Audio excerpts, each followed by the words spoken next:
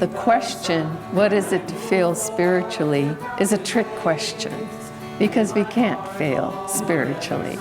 In the end, we all succeed, and that's the good news. In my heart, Lord, ever so silent.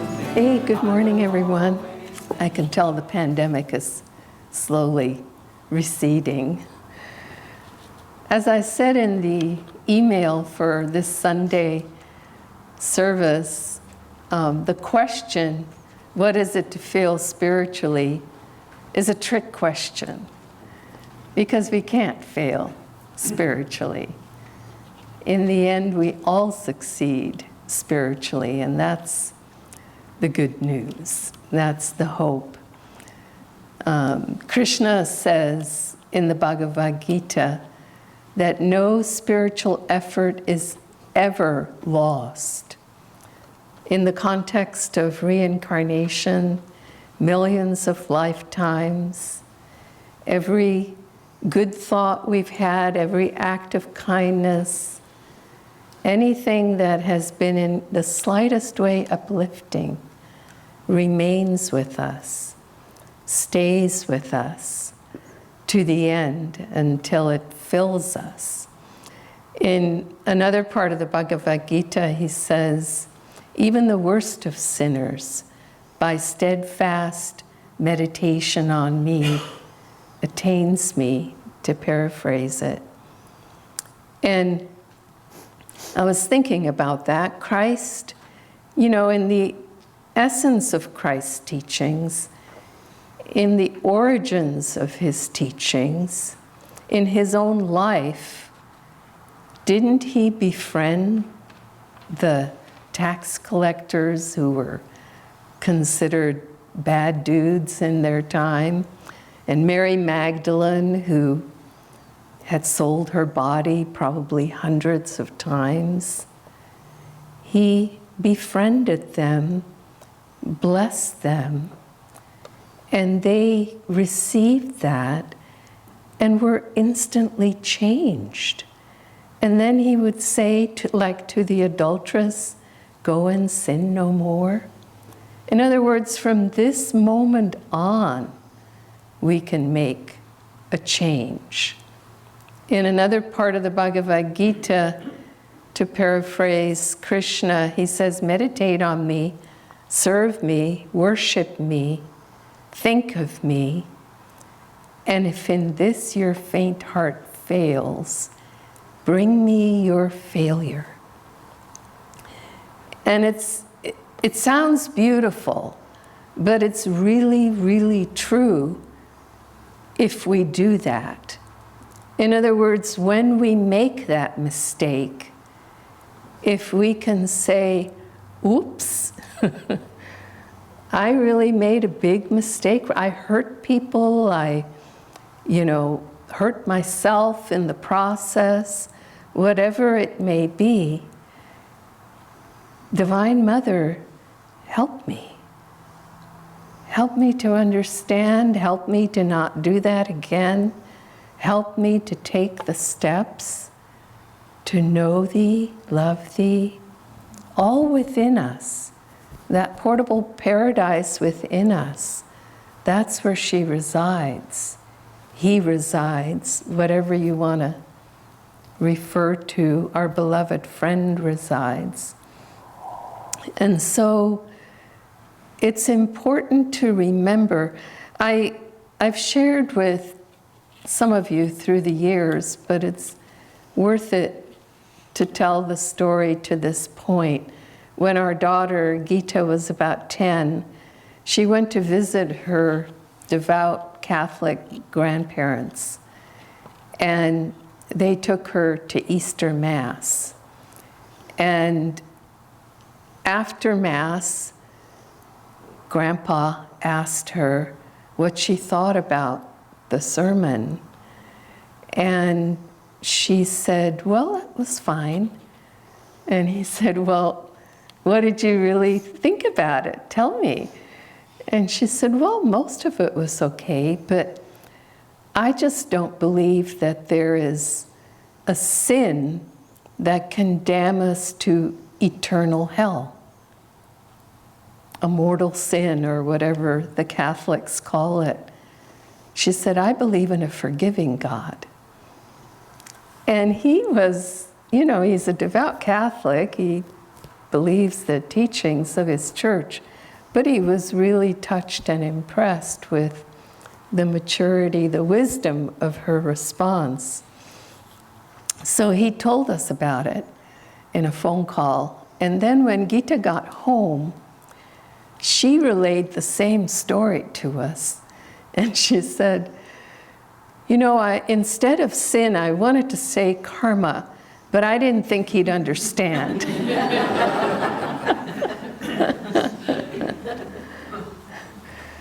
And it's the truth. You know, Swami Kriyananda, when he spoke to us about giving Sunday services and teaching, he said, always tell people about the mistakes you made and what you learned from them. And the truth of that is that we grow the most from our mistakes spiritually. That's where the spiritual growth is. Only when we're in the midst of it, it's hard to see that. We don't have the perspective. And so, you know, we sort of want to hide it. But the reality is, that's when we grow the most. I'll give you a little example. It was big for me, but when I was asked by Swami Kriyananda to coordinate or manage his special projects, I had a tendency to be the kind of person who didn't know how to delegate.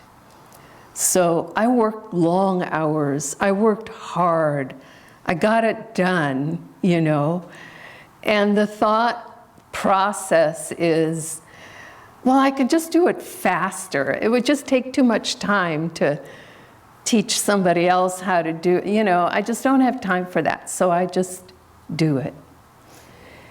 And he worked with me. He never would sit you down and just say this, this, and this, you know.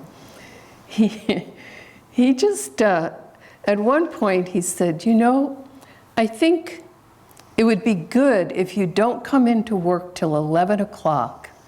He said, I want you to meditate longer, and then when you come in, before you come in, walk for about 45 minutes to an hour, and then come in to work. And it sort of worked, but I just worked later, right? And then at another point, I started to realize that he was doing end runs around me. He started contacting people in the department directly and giving them things to do. And I was supposed to be coordinating and running the department, and I didn't know what was going on. And it was like a pinball machine, you know, things were just sort of going all over the place. And then after a while, I started to realize what he was doing.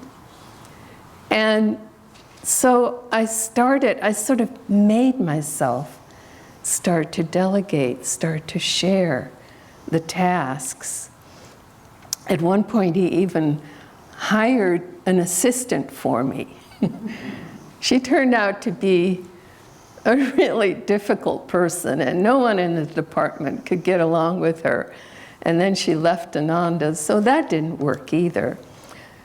But when he started doing all these end runs, I finally it dawned on me what was going on. And I started to delegate more, share more the duties. And what happened was he stopped doing end runs around me. Things sort of started to work and to calm down.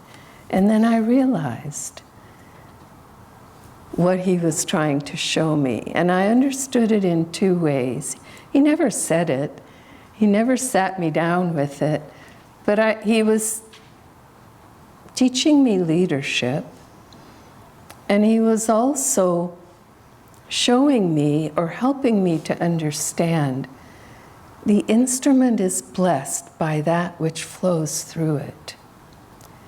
And by not sharing the opportunities for others to be instruments, I was hogging the honey, you know? I was hoarding it and not allowing others the opportunity to also be instruments. And so that was one of the big mistakes, you know, the lack of awareness on my own part. And one of the ways in which he corrected that, and that is how we learn. And it's in that action, in that learning, in that lesson, that we grow the most spiritually. You know, Yogananda he tells the story about the boy who was trying to get into his school in Ranchi, the school Yogananda started before he came to America. And this boy was older than most of the other boys. And his mother explained to Yogananda that she just was not able to manage him, to discipline him, and that he smoked as well. And Yogananda, okay, he accepted him. He met the boy and he saw the potential. And so after the mother left, he said to the boy, "It's okay to smoke. You can smoke." He said, "But when you have the urge to smoke, I want you to come and do it in front of me." And so the boy thought, well, okay, if that's what you want. And so a couple of times he did that. And then he stopped. And he, you know, the cigarettes were gone and he was free of the habit. The joy was out of it. He was no longer doing something he wasn't supposed to do, for one thing. But for another thing, it was difficult to do it in front of a master, in front of a great yogi like that, like Yogananda. God is always watching. You know, we think we're hiding. No matter, you can't hide. You can go into the deepest cave. God is watching. And with God watching, I mean, literally, Yogananda is standing here. He is standing here all the time. I would behave differently in front of Swami Kriyananda than I would in front of Riemann. Why?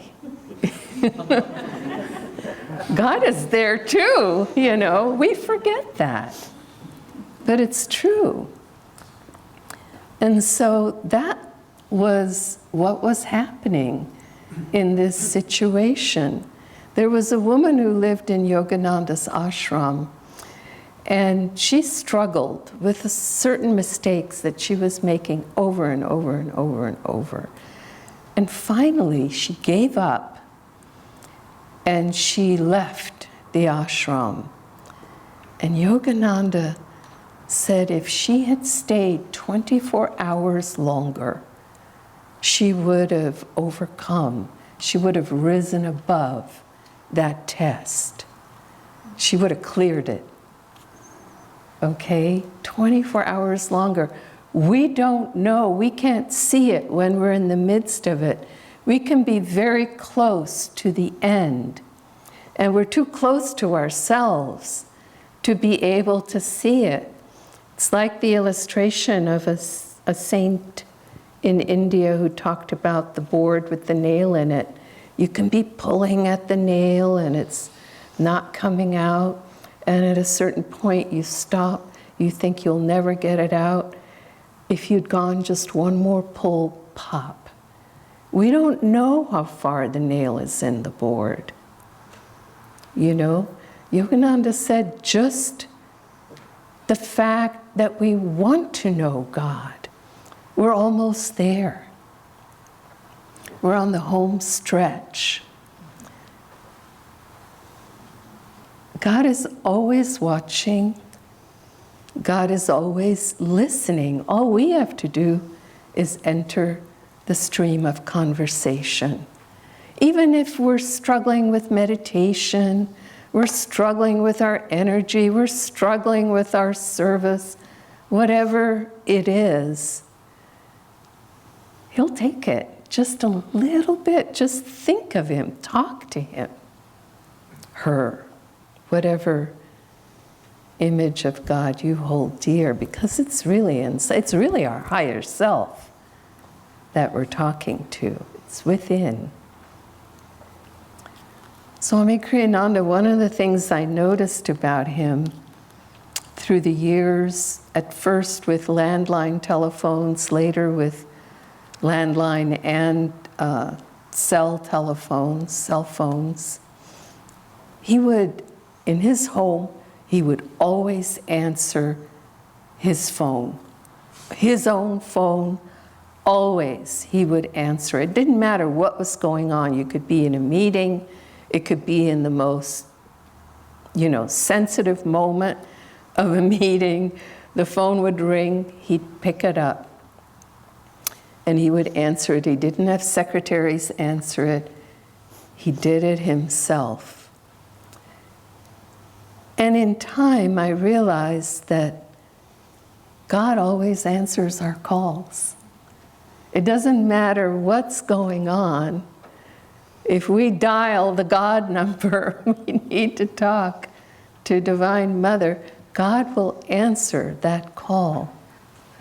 I don't think he thought of it that way. He didn't reason it. He just did it because he was doing as he felt inwardly guided by Divine Mother to do.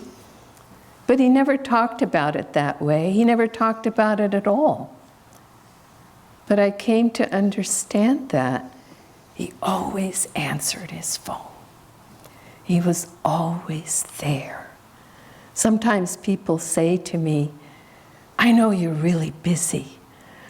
I don't want to bother you. You're really busy. Well, that's sort of an insult.